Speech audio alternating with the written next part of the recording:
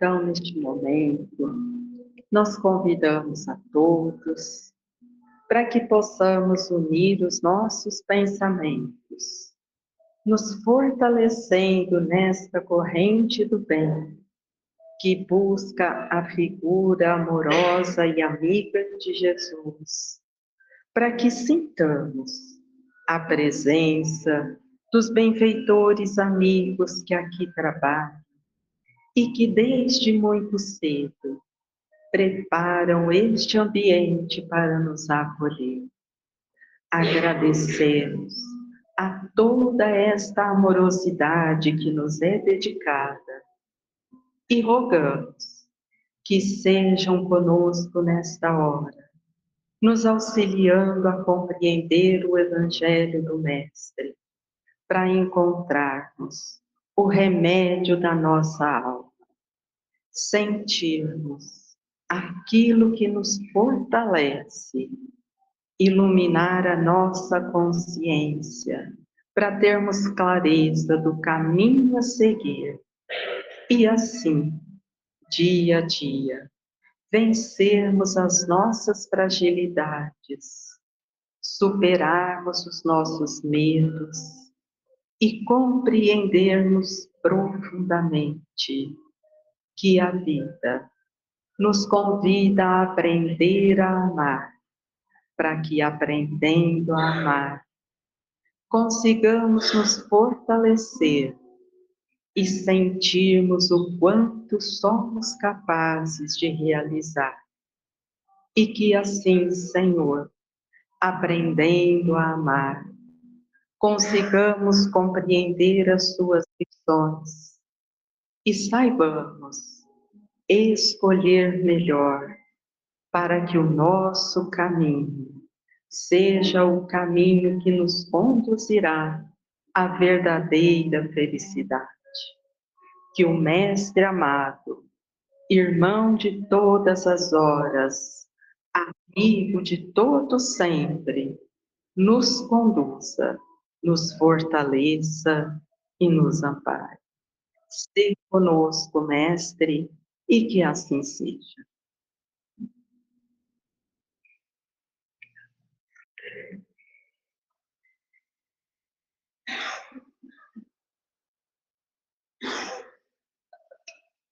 Bom, hoje a gente vai começar um capítulo novo, que é o capítulo 15, que chama Fora da Caridade não há salvação.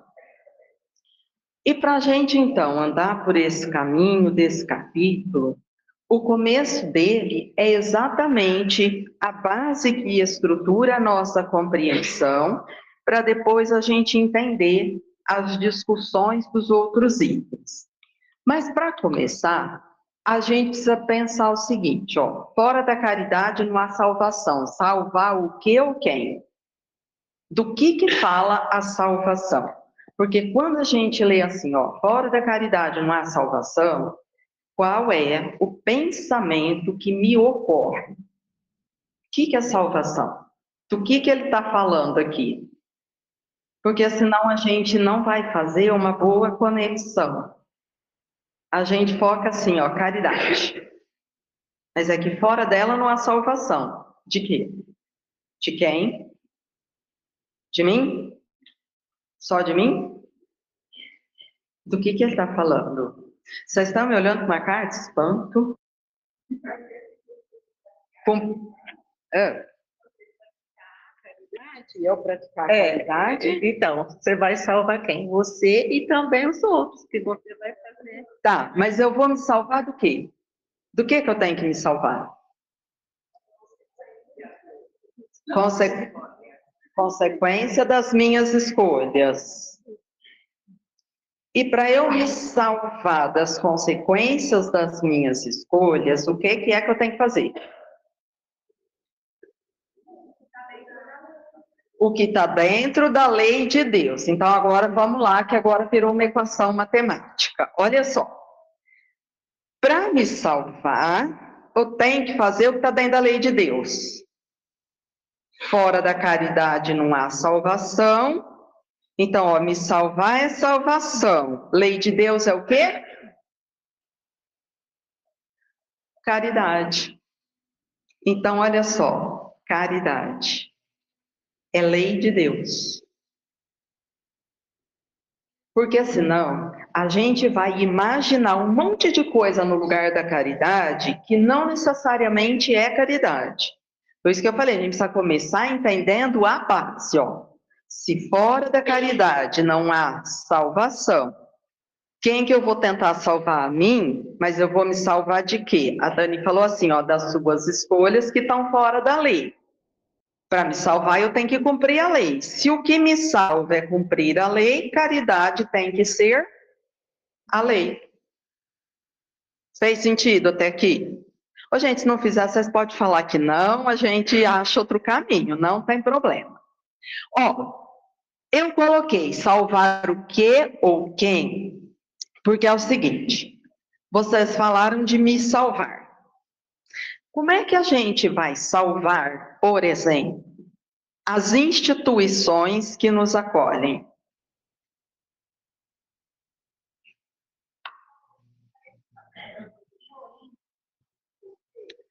Não está. Hã? Não está falando salvar o que ou quem. E para se salvar, segundo as leis de Deus, o que você tem que fazer? Você tem que dar o que você tem para dentro de melhor. Então você tem que se transformar. Ó, eu tenho que me salvar. Mas como é que a gente compõe uma instituição? Pelos valores morais de quem?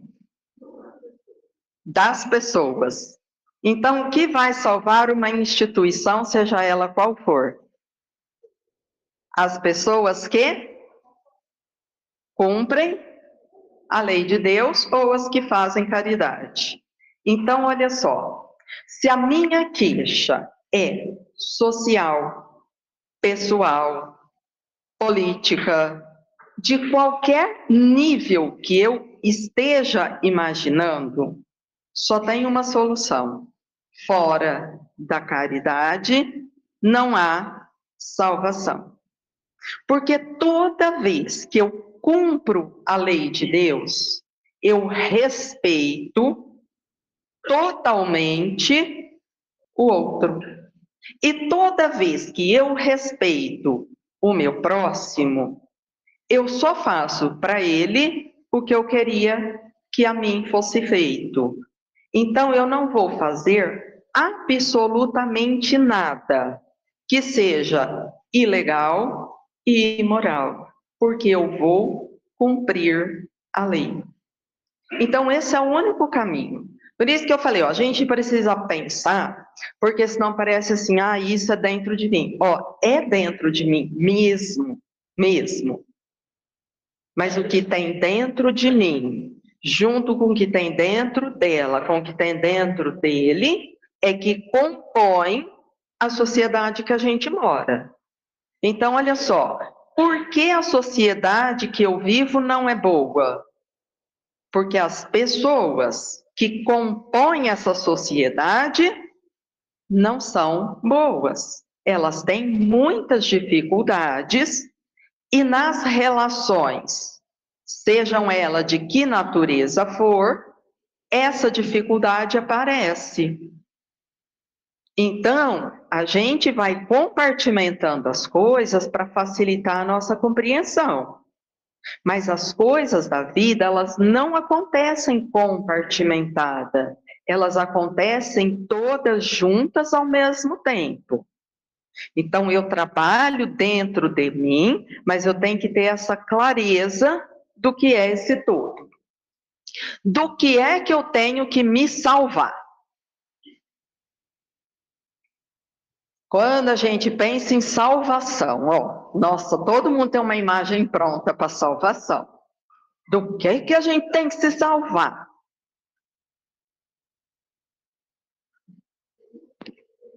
Me deixa no vácuo todo mundo. Ó, antigamente a gente tinha uma imagem muito difícil dessa história da salvação. Hoje, que melhorou um pouquinho, quando a gente pensa assim, ó, eu tenho que me salvar. Eu tenho que me salvar de quê? Das minhas más tendências, que nascem em quê? Nossa, gente. Do que eu tenho que salvar mesmo? Ó, de mim tá certo. Mas do que de mim? Vai, as duas palavrinhas mágicas. Egoísmo. É disso que eu tenho que salvar. Só que isso agora ficou muito pouco. Muito pouco. Porque quando a gente fala orgulho e egoísmo, ficou muito geral. E uma coisa muito geral fica muito distante. Então, qual tem sido o nosso grande empenho? Especificar em mim qual é a nuance do orgulho que faz o meu limite, ou a nuance do egoísmo que me prejudica. Porque cada um de nós tem uma particularidade que aparece mais. Por que que eu estou insistindo nisso? Porque apesar da gente falar que entende, ó, entender aqui, não é o que nós sentimos. Como assim? Nós não temos a sensação que a gente tem que se salvar da violência. E o que a gente faz para se salvar da violência? Se esconde, se tranca. Põe câmera, cerca, alarme, escolhe horário, se afasta de lugares e pessoas. Ó, raciocinando nesse caminho. Qualquer coisa dessa é efetiva para me salvar da violência? Não, não é. Porque onde mora de verdade a violência? Dentro de mim. Então, olha como é bem contraditório. Eu quero me salvar da violência, me armando para matar. Eu quero me salvar da violência fazendo violência. Qual a chance dessa equação dar certo? Nenhuma. Então, se a gente não começa a entender salvar o quê, de quem, por quê, de que jeito, parece que a gente está falando assim, ó, faz a caridade não é salvação, caridade é pegar uma coisa e ir lá entregar no não sei onde, ó, fica tudo para fora e tudo distante e sem entender especificamente qual é o assunto desse capítulo. Então, quando ele vai andando por todo o processo da caridade, realmente ele está falando de uma transformação que é dentro de mim. Mas porque é só uma transformação dentro que pode gerar uma transformação fora. Só que se eu não penso assim, lembra que a gente insistiu muito nisso em capítulos anteriores, ó. Eu penso e vou construindo violências no meu pensamento. Como eu penso, tem um campo magnético, eu viro um ímã que atrai isso para mim. Então, a gente vai tendo essa sensação que cada vez eu tenho que esconder mais, me trancar mais, quando na verdade eu não estou ainda fazendo nada que diminua a violência, porque a única coisa que eu fiz até agora foi pensar coisas que alimentam a violência. E isso é de séculos, séculos e séculos. Então, ó, a violência foi sendo alimentada e ela foi crescendo, e ela foi agravando, e ela foi intensificando. Então, hoje a gente está começando a perceber, parece que isso aí não vai ter solução por esse caminho mesmo. Porque até agora a gente não conseguiu fazer um movimento real para diminuir a violência. Por isso que é importante a gente começar a mudar o raciocínio. E aí é a questão, ó, como que eu vou fazer para mudar e me salvar das minhas dificuldades atreladas ao orgulho e egoísmo, que é aquilo que me impede de cumprir a lei de Deus? Alguém tem alguma sugestão de como fazer isso? Se fosse fácil, eu acho que a gente já teria feito. Mas também a gente não precisa imaginar que é extremamente difícil. Eu acho que o mais difícil dessa questão é eu entender e eu sentir que é verdade. Por isso que eu falei, eu entendi, eu sinto que é verdade. Não. Porque olha só, entendi, eu tenho que melhorar. Então, mas eu quero me armar para matar se alguém vier fazer alguma coisa contra mim. Bom, se eu quero matar, eu entendi, mas eu não sinto que isso é verdade. Ah, eu acredito em reencarnação. Nossa, eu acredito, entendi, tá muita lógica. É isso que eu sinto? Não, não é. Por quê? Porque tudo que eu dou valor é só aqui e agora. Eu não faço nada que estrutura uma vida que continua. Então, a gente está num tempo onde muitas coisas estão entendidas, mas nós não estamos conectados em profundidade com isso que está entendido. E eu tenho um conhecimento superficial que não me convence. E isso não é de agora. Então, todos nós falamos assim: Deus é bom. Aí acontece uma coisa, eu falo assim: mas Deus vai castigar essa pessoa. Ele é bom, ou ele é temperamental, e a hora que ele está nervosinho, ele vai lá e fica castigando os outros porque a pessoa errou. Eu preciso escolher o que é o quê? Então, olha só, se eu acho que ele vai castigar, ele não é bom, ele é temperamental. Ele muda se ele não gosta do que a pessoa fez. Então, quando eu falo Deus é bom, Deus é justo, eu entendi a definição, mas é o que eu sinto? Não é. E eu tenho tanto medo de Deus que quando eu erro e falei que ele vai castigar o outro, eu caio na culpa e morro de medo desse mesmo Deus, porque assim como eu disse que ele vai castigar o outro, o que vai acontecer comigo? E aí a gente faz uma coisa horrível com a gente, que é morrer de culpa, cair na ansiedade e tentar esconder em nós o que a gente julga estar errado. E aí eu tento esconder aquilo, eu não quero nem contar para ninguém para pedir ajuda, porque eu morro de medo de Deus ouvir e me castigar e me punir. Então eu passo a viver uma tortura. Então, eu entendi, eu sinto, não sinto. Então, quando a gente vai falando aqui dessa caridade que me salva, eu tenho que entender salvar de quê? Como? Por quê? E que é a proposta para que eu possa me salvar? Porque senão parece que é uma coisa impossível para nós.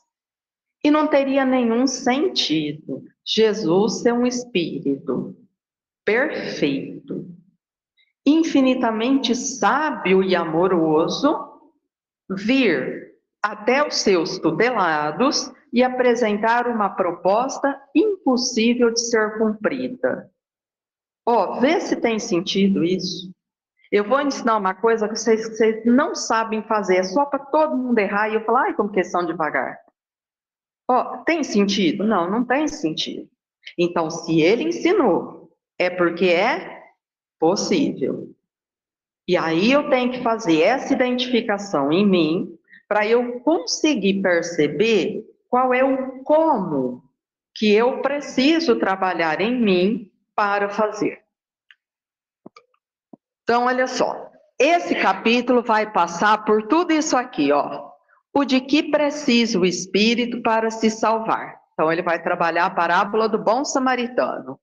O mandamento maior, a necessidade da caridade segundo São Paulo, Fora da igreja não há salvação, fora da verdade não há salvação. Instruções dos Espíritos, fora da caridade não há salvação. Então hoje a gente vai começar, mas para isso nós vamos tentar entender essa definição. Ó, no Livro dos Espíritos, Kardec perguntou assim: qual é o verdadeiro sentido da palavra caridade, como a entende Jesus? Então, vamos imaginar que a gente está aqui falando de um espírito muito inteligente. Por que que ele falou verdadeiro sentido? Porque ele já estava lidando com o quê? Com uma definição falsa, que estava falseada no princípio, que as pessoas falavam para acomodar-se àquilo e ficar sem ter que mexer em nada. E quando ele vai percebendo que a coisa está falseada, ele pergunta assim, ó, qual é o verdadeiro sentido? De que especificamente Jesus estava falando quando fala caridade? E aí eles respondem, ó, benevolência para com todos, indulgência para com as imperfeições alheias, perdão das ofensas. Eu imagino que a maioria de nós tem um conceito pronto de caridade. Vê se o conceito pronto de caridade combina com essa resposta. Ficou igual ou muito diferente? Se ficou muito diferente, pega esse conceito, guarda um pouquinho, para a gente poder andar nesse caminho aqui, entender essa proposta. Aí a gente compara ó, o que eu trouxe como definição, qual foi a definição apresentada, eu comparo as duas e depois eu vou analisar para ver qual a que faz sentido quando eu raciocino.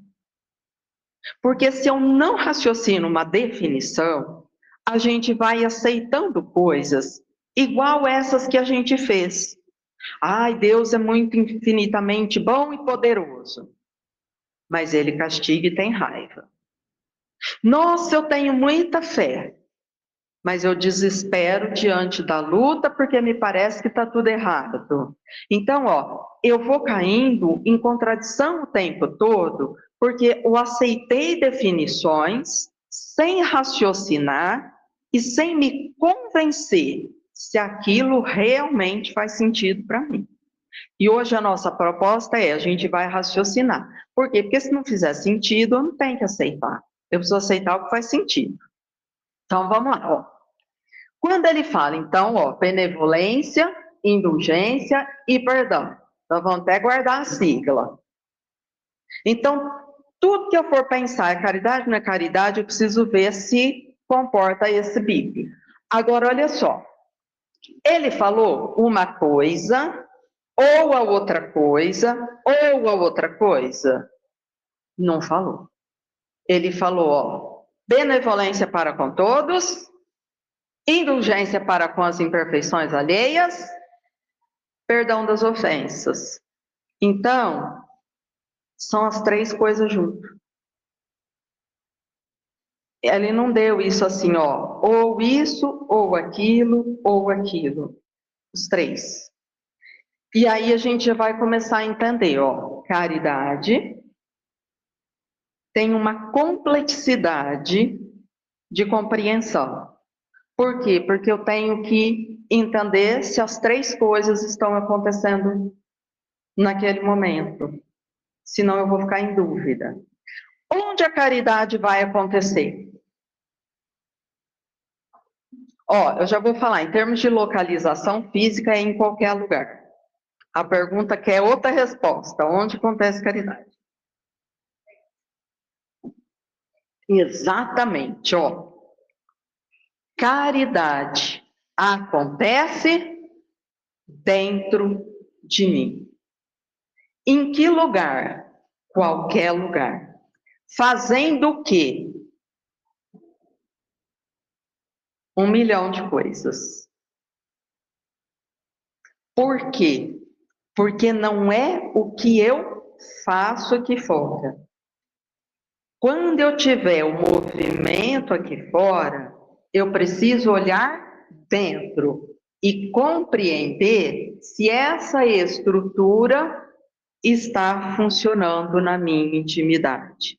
Então, ó, caridade é um movimento que acontece dentro de mim, enquanto eu estou desempenhando uma série de atividades aqui fora, as mais variadas. E é isso que agora a gente vai tentar construir, ó.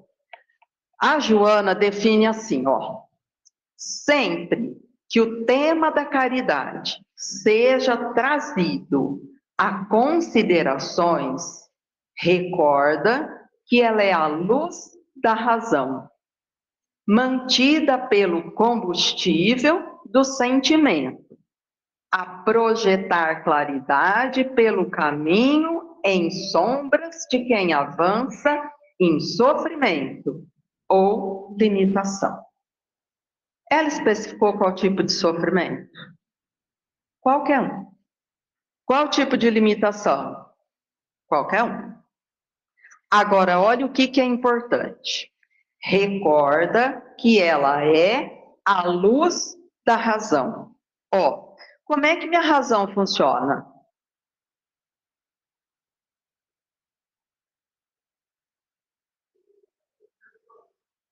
Quando eu estou raciocinando, isso é razão. Agora, olha só. Se eu não estiver raciocinando, a razão não está iluminada, desconfia. Por quê? Porque toda virtude que compõe o amor é ativa. E uma coisa que eu fiz num impulso, não necessariamente vai estar ligada ao bem que eu estou pensando. Então, caridade, eu faço porque eu decidi, não porque eu distraí.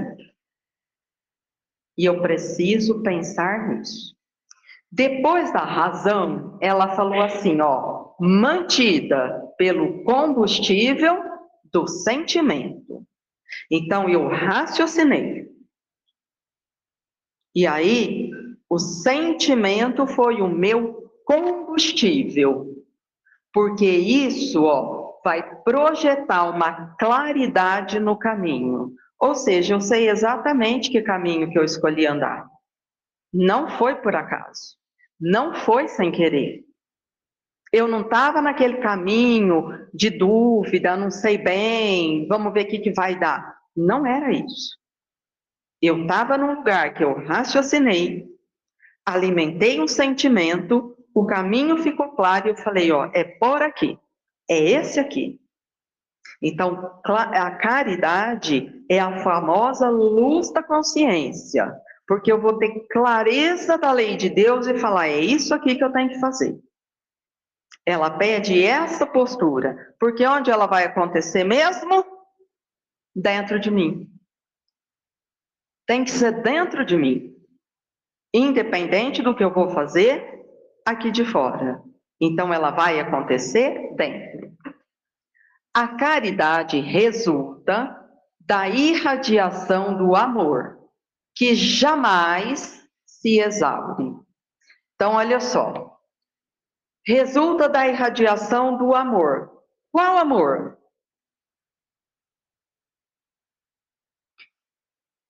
Que eu tenho. Mas e se é assim? Hoje a gente cantou de propósito. A gente cantou assim, ó. Quero aprender a amar. Porque se eu não quiser aprender a amar, eu não aprendo. Tudo bem, ó, eu posso não aprender, não quero. Mas se eu não aprender a amar, dá para fazer caridade? Não dá. Ó, mas eu posso limpar o armário lá de casa e dar roupa para alguém e não querer aprender a amar essa pessoa? Posso. Eu posso. Eu cato, põe tudo na sacola e faço assim, ó. Tó, dê a roupa para ele. Não quero saber. Não vou me envolver. Não estou interessado. Mas vai ser bom para ele ganhar uma sacola de roupa? Vai. Mas nesse movimento eu estou aprendendo a amar? Não estou. Então, ó, resulta da irradiação do amor que jamais se exaure. Porque amor é assim. Quanto mais eu quero aprender a amar e vou aceitando, maior o aprendizado vai ficando. Então, quanto mais eu amo, mais eu sei amar. E quando que isso acaba? Nunca. E quando que essa energia que a gente modifica e doa na hora do amor acaba? Nunca. Ela vai me fortalecendo e refazendo. Então, é aquilo, ó, quanto mais, melhor, dentro da lição do amor. Quanto mais eu dou, mais eu tenho. Mas para isso eu preciso querer. Porque senão, se eu não entendi, vocês conhecem um lugar que fala assim, ó, mas eu estou muito cansada de ajudar. Eu não aguento mais. Isso está me esgotando. Está me exaurindo ajudar as pessoas. Eu estou muito cansada. Estou, na verdade, até desanimada. Nós estamos falando de amor? Não estamos falando de amor. Então, ó, aprender a amar é uma tarefa que me exige, que eu preciso querer aprender.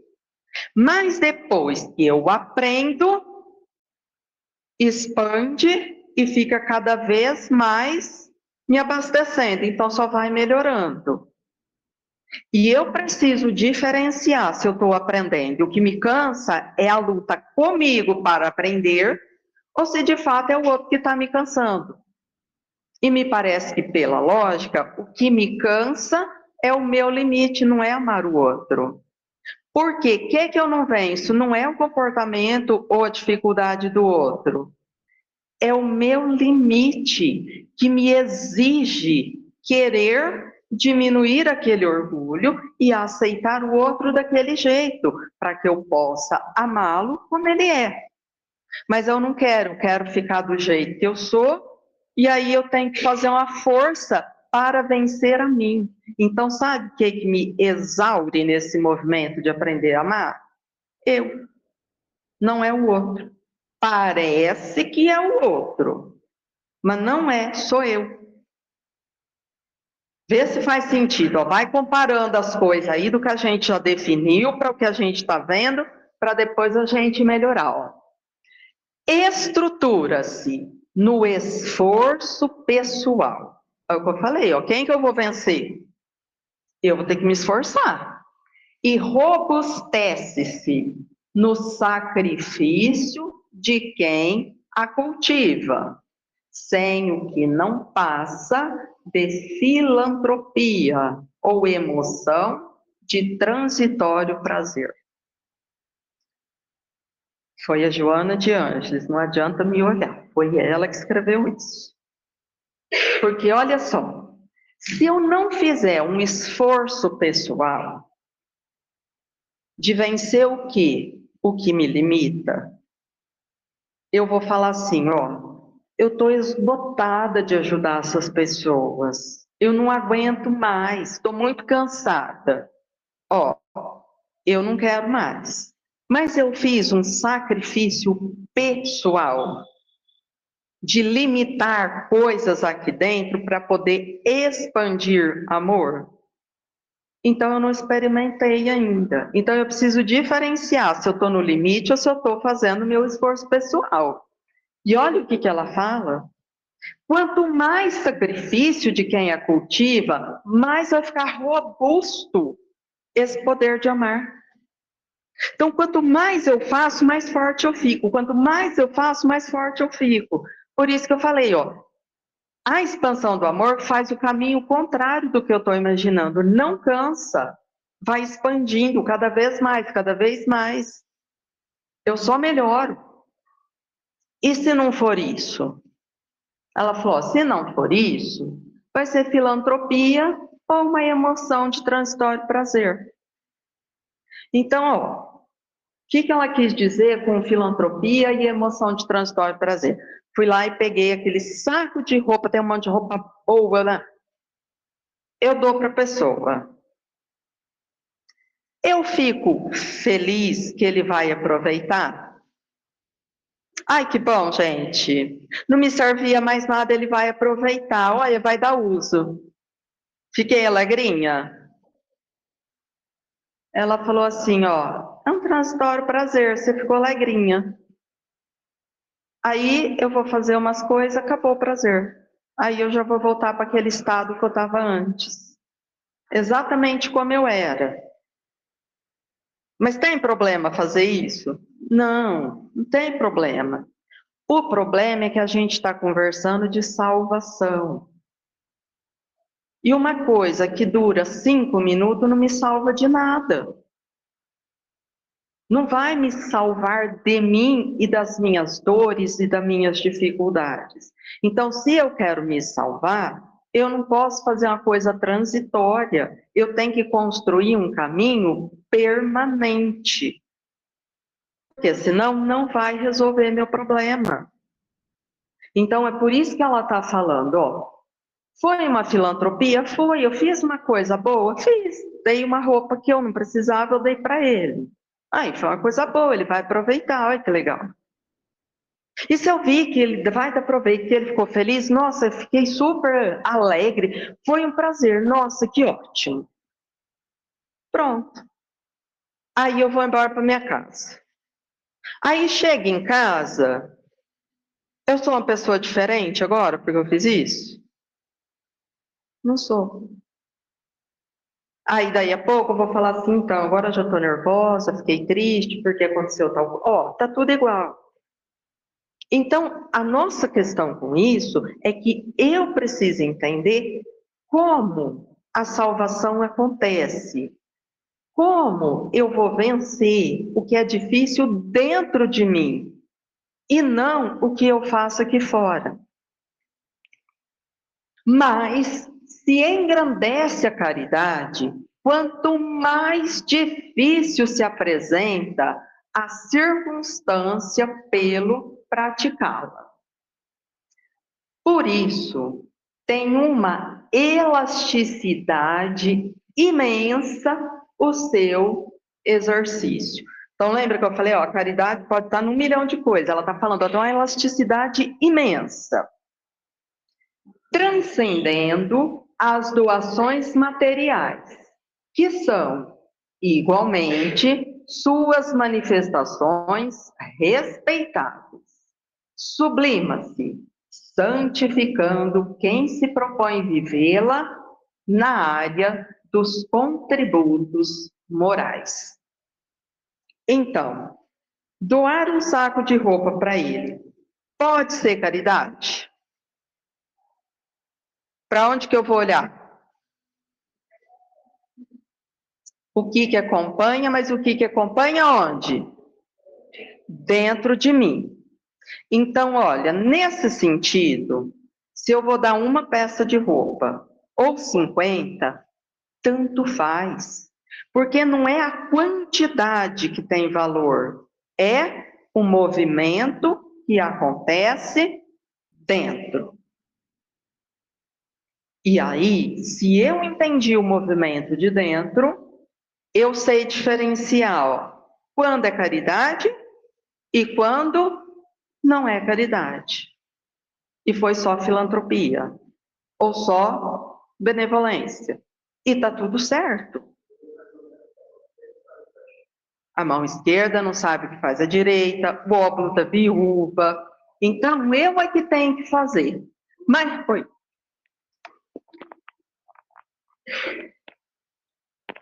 Eu acho que é importante a gente estar pensando aqui quando você estava falando, né?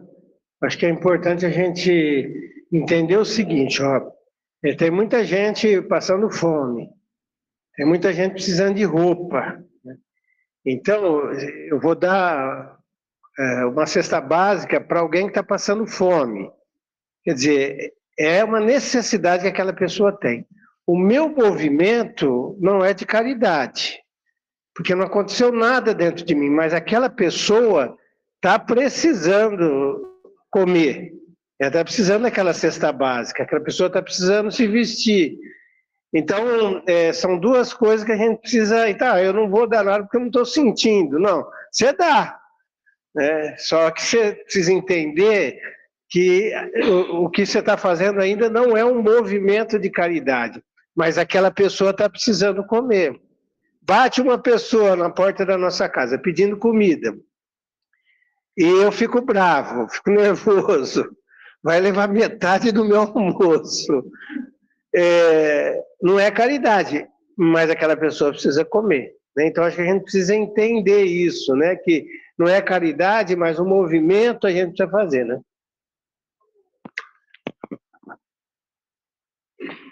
Eu acho que nesse começo aí, antes da gente conseguir amar, tem um caminho que você faz no esforço mesmo, no sacrifício e se exaure. Eu acho que a questão é não desistir, até que você, nesse caminho, você aprenda a amar. Então, por isso que eu acho que a razão entra aí, para ser algo consciente, ó, tá ruim, tá difícil, eu tô cansada, eu queria sumir daqui, mas a razão me mostra que eu preciso continuar até eu aprender a amar. Não é isso? Ó, como são 15 para as 8, deixa eu só aproveitar o que os dois colocaram, que são duas coisas importantes. O que o Edão colocou é o que a gente vai ver na parábola do bom samaritano. Mas agora vamos pensar aqui. Se não me sensibiliza nem um sofrimento que eu vejo, como por exemplo, a pessoa está morrendo de fome, ao invés de eu dar comida, eu falo, eu não ajudo gente assim, não gosto de gente desse jeito, que se vire. Quem mandou fazer isso? Ó, se eu consigo pensar coisas tão difíceis vendo o outro que está sofrendo, qual que é a chance mesmo de eu fazer caridade, seja lá onde for? Que isso é igual falar assim, ó, eu não sei 2 mais 2, mas eu quero aprender equação de terceiro grau. Não vai conseguir. Não tem jeito. Porque quem não sabe 2 mais 2 não chega lá. É impossível. Então, quando eu vejo alguém sofrendo, a pessoa está lá, ó, com a fome estampada, e eu consigo pensar coisas totalmente contrárias à lei, imaginar que eu vou me sensibilizar profundamente, é uma ilusão. É não fazer 2 mais 2, falar que vai aprender matemática aplicada. Não tem jeito. Essas duas coisas não vão funcionar. Isso que a Lúcia falou é o fato. A Madre Teresa tem uma colocação assim, ela fala assim, ó, vai fazendo até cansar mesmo. Porque a hora que você vencer o cansaço, você vai ver que sobra só o amor e aí para frente fica muito fácil de fazer. Por quê? Porque no começo eu tenho que ir vencendo tudo que eu coloco de empecilho para fazer aquilo. Ai, mas agora eu tô cansada. Ai, mas agora eu tô não sei o quê. Ai, mas agora tal coisa. Então, agora olha só, vamos entender uma coisa. Sabe quando a gente fala assim, ó, Deus é infinitamente justo e bom? Vocês já ouviram? E que ele é a inteligência suprema do universo, também já ouviram? Vocês sabem onde que ele põe a pessoa mais difícil para a gente aprender a amar? Dentro da nossa casa. Por quê? Porque aí, a hora que eu estiver cansando, eu vou falar, mas é meu filho, como que vai fazer? Vou pôr vamos começar tudo de novo. Mas é minha mãe, como que eu vou fazer? Vou começar tudo de novo. Então, esse desafio maior, ele deixa ali para os nossos que vieram designados no pronome possessivo, para o meu, minha, alguma coisa. Ali são os desafios para aprender a amar. Os demais vão nos dando oportunidade de entender o movimento.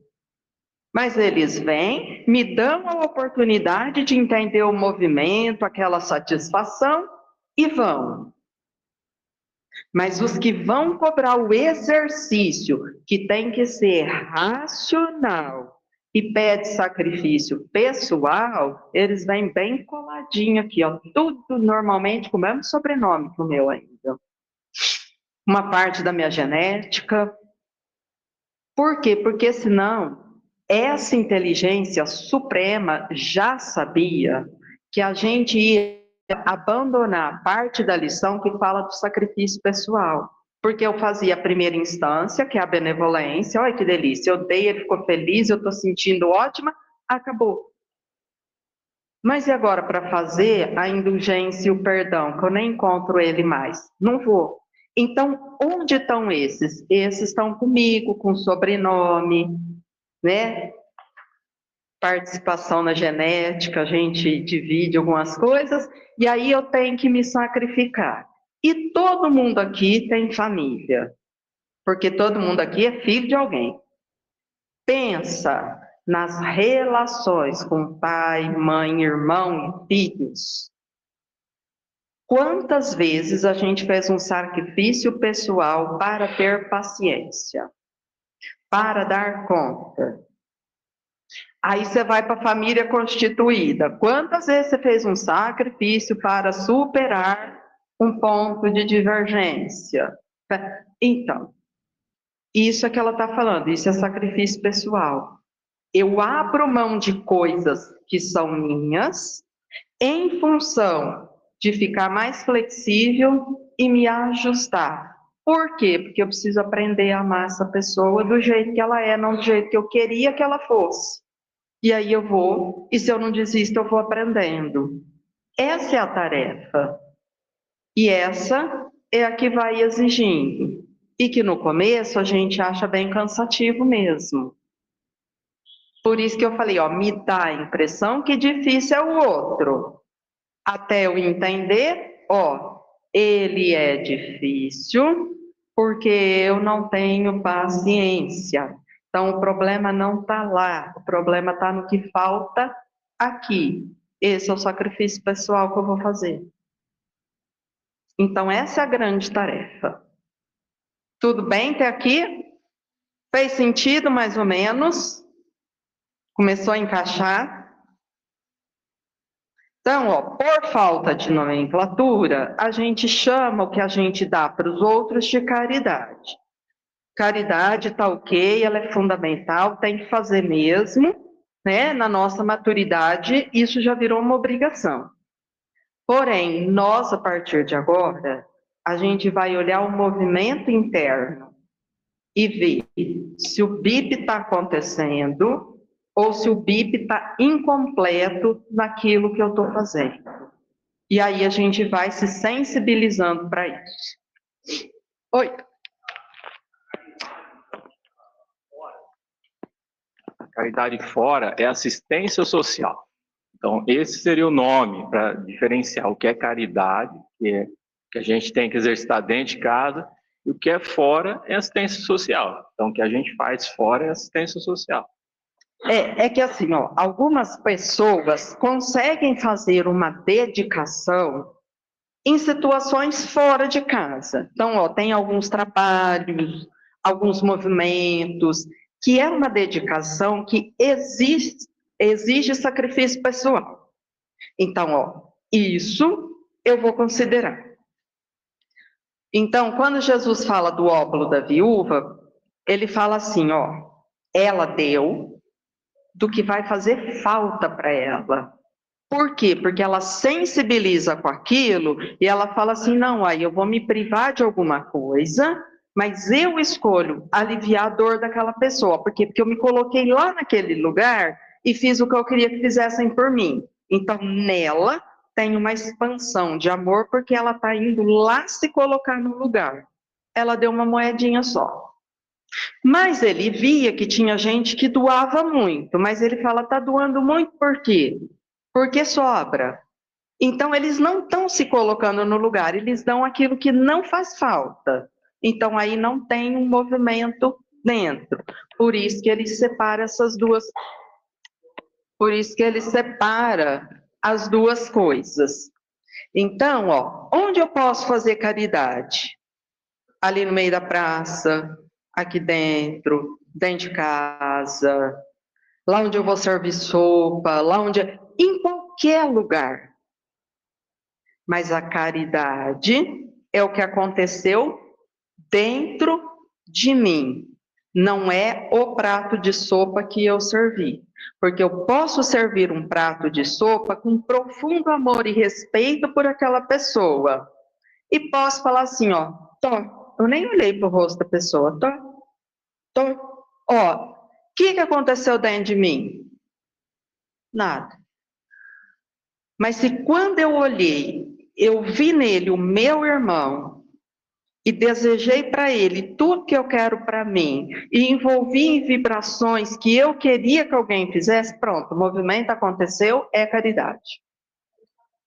É essa a diferença que a gente precisa ter. Eu preciso, e aí, ó, se eu entendi quem é ele, e ele é meu irmão, o que eu faço por quem é meu irmão? Que eu sinto no meu coração que é meu irmão? Todo o bem que eu posso. Então, de novo, como Deus já sabia disso, a gente aprende isso dentro de casa, porque para nós é mais fácil. Depois a gente vai tentando exercitar-nos de fora. Mas hora que eu começo a aprender, eu me apronto para fazer aqui. Então, por isso que tem que ter essa razão lúcida que vai analisando. Por quê? Porque senão o caminho não está iluminado. Eu faço sem compreender com clareza. Eu faço por impulso. E aí eu faço, mas na hora que eu sou chamada para fazer mesmo, eu recuo e falo aqui não. Uai, mas como assim aqui sim, aqui não? Esse eu amo, esse eu não amo? O que está falhando? Ó, eu ainda não fiz com lucidez, eu fiz por impulso. Eu escolho quem que eu ajudo. Eu só ajudo quem eu gosto. Eu só ajudo quem é da minha religião. Eu só ajudo quem é... Ó, vê se isso dá para encaixar nos critérios que a gente aprende com o Cristo. Eu só ajudo aqueles selecionados, o resto eu descarto. Onde Jesus ensinou isso? Não tem, mas a gente ainda escolhe, por isso que ainda falta a clareza. Semana que vem a gente volta, vai redefinindo, se ficar alguma coisa que não encaixou bem, traz, a gente vai até isso ficar bom.